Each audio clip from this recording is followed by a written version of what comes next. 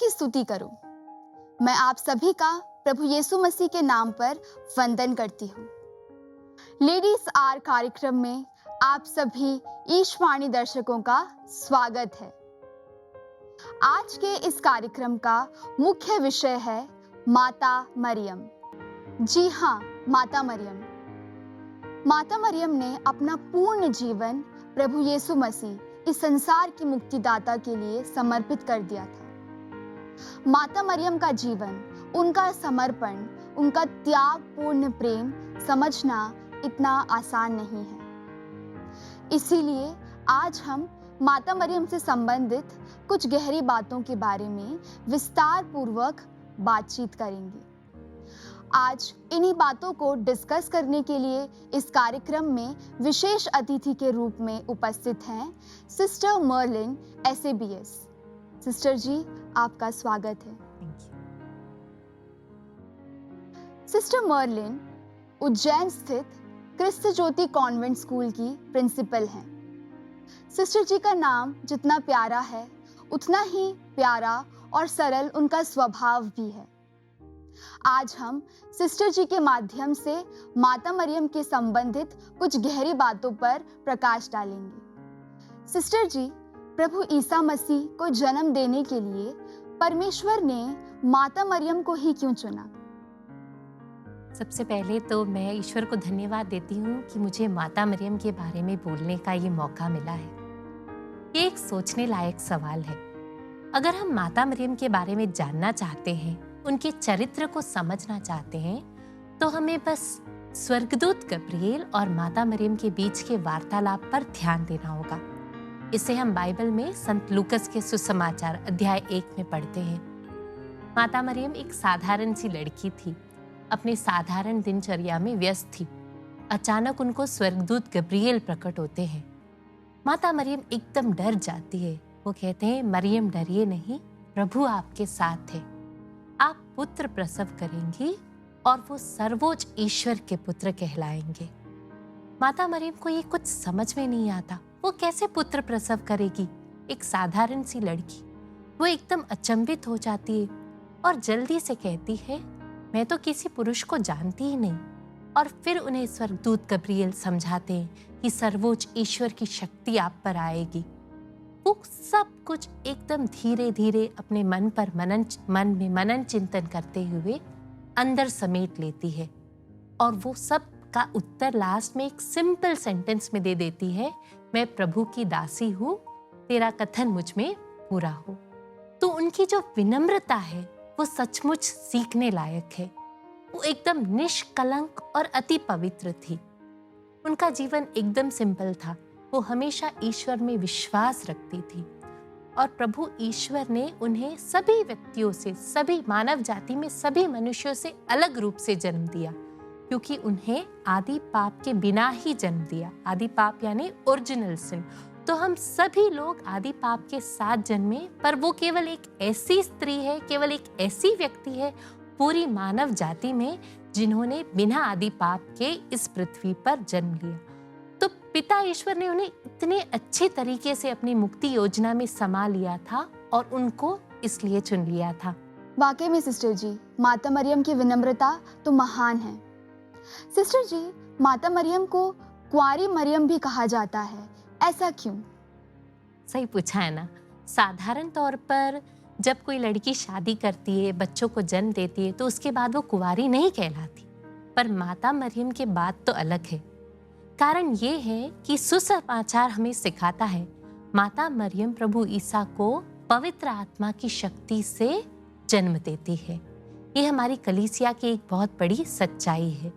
जब हम कलीसिया के टीचिंग्स पर ध्यान देते हैं तो उसमें बहुत सारे डॉक्ट्रिन्स है, डॉगमास है, जिसे हम हिंदी में सिद्धांत कहते हैं। ठीक है, तो उसमें एक सिद्धांत है the perpetual virginity of mother मेरी। वर्जिनिटी यानी कुंवारी। तो उसमें ऐसा माना जाता है कि माता मरियम प्रभु यीशु को जन्म देने से पहले, उनको जन्म देने के दौरान और उनको जन्म देने के बाद भी वो सदा कुंवारी ही थी। ये हमारा विश्वास है और कलीसिया हमें ऐसा ही सिखाती है। वो सदैव एक निर्मल जीवन जीती थी। उनके साथ जो संत यूसुफ थे वो केवल यीशु के पालक पिता थे। इसीलिए माता मरियम को हम सदैव कुंवारी मरियम कहते हैं। सिस्टर जी, माता मरियम का जीवन कितना सरल था। आज हम जहाँ हाई मेंटेनेंस लाइफस्टाइल जीने की बात करते हैं, वही जब हम माता मरियम का जीवन देखते हैं तो वो कितना ही साधारण सा, सरल और सौम्यतापूर्ण रहा है। माता मरियम को इतना सरल जीवन जीने की प्रेरणा कहाँ से मिली होगी? बहुत ही प्यारा सवाल है ना। बड़े बड़े लोग कैसे रहते हैं? Simple living, high thinking. माता मरियम भी कुछ ऐसी ही थी, एकदम सिंपल लिविंग। मुझे लगता है कि वो मंदिर में उन्होंने अपना जो अर्ली लाइफ था पूरा मंदिर में बिताया, और वो हमेशा पवित्र ग्रंथ में, पवित्र वचन पढ़ने में डूबी हुई थी। उसी में उनका मन था। तो जितना एक इंसान वचन को दोहराता है, जितना एक इंसान पवित्र ग्रंथ पढ़ता है, उसे ऊपर से कृपा प्राप्त होती है, उसे प्रभु की शक्ति मिलती है।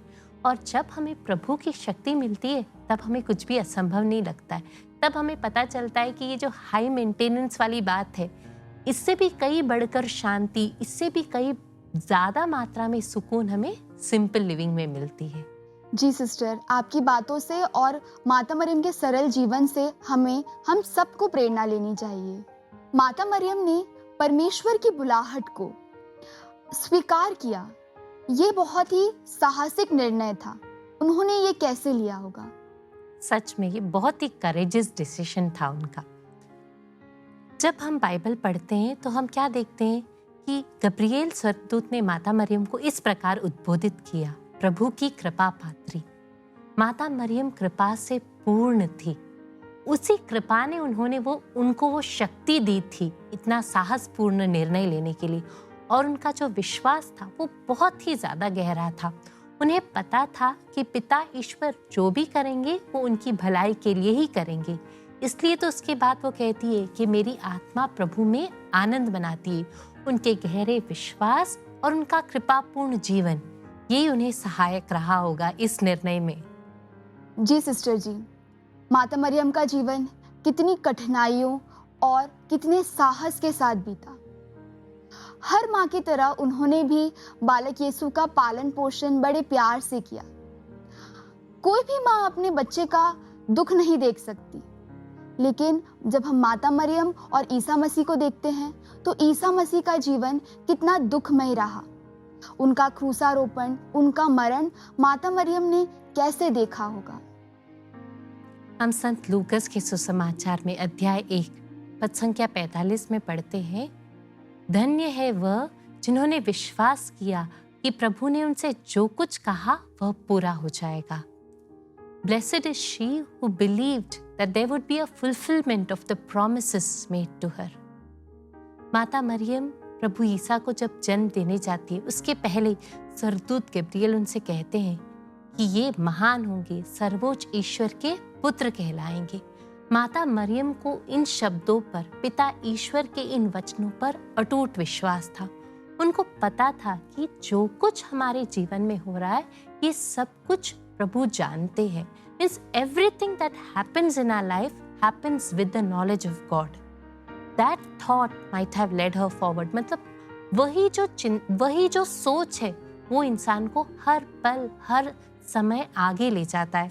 हमारे जीवन में भी जब हम देखते हैं तो हम बहुत कठिनाइयों से गुजरते हैं। हमें लगता है कि इसके आगे क्या होगा। हम बहुत चिंतित रहते, कभी कभी निराश हो जाते। और आज के बच्चों को हम देखते, आज के युवकों को, वो अपने जीवन को तक अंत कर देते।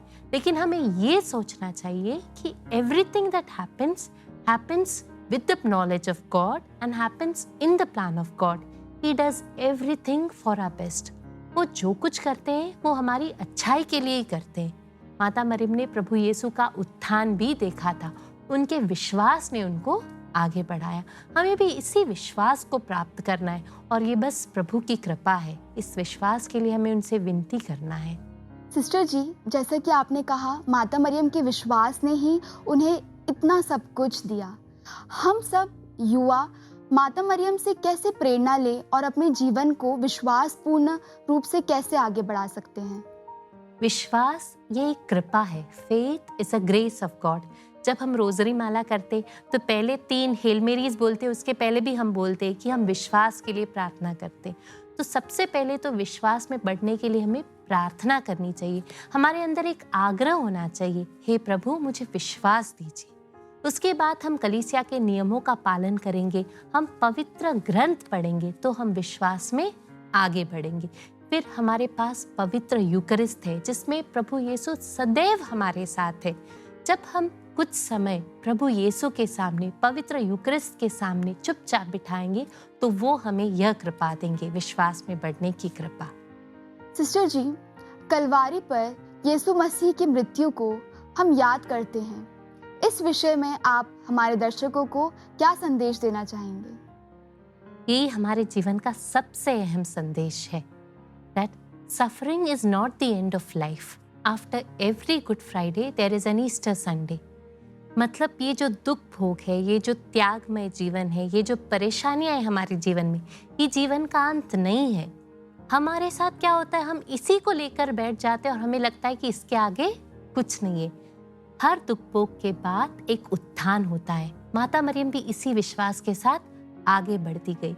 तो जब हम परेशानियों का सामना करते हैं तो हमें ये पता रहना चाहिए कि इसके आगे भी जीवन है। हर रात के बाद एक सुबह है। हमें बस विश्वास रखते हुए आगे बढ़ने की कोशिश करना है। कोई सफरिंग में हार नहीं मानना है। यही संदेश। मैं आपका बहुत बहुत धन्यवाद करना चाहूंगी। आपने इतनी सरलता से और सौम्यता से हम सभी को माता मरियम के बारे में समझाया। आपके इस मार्गदर्शन के लिए हम सभी की ओर से बहुत बहुत धन्यवाद। यह हम सभी के लिए अपार आशीष का वक्त रहा। आशा करती हूँ लेडीज आर के नेक्स्ट एपिसोड में भी आप हमारे साथ बने रहेंगी। आप सभी को ईश्वर की आशीष और अनुग्रह। जय श्री। माते मेरे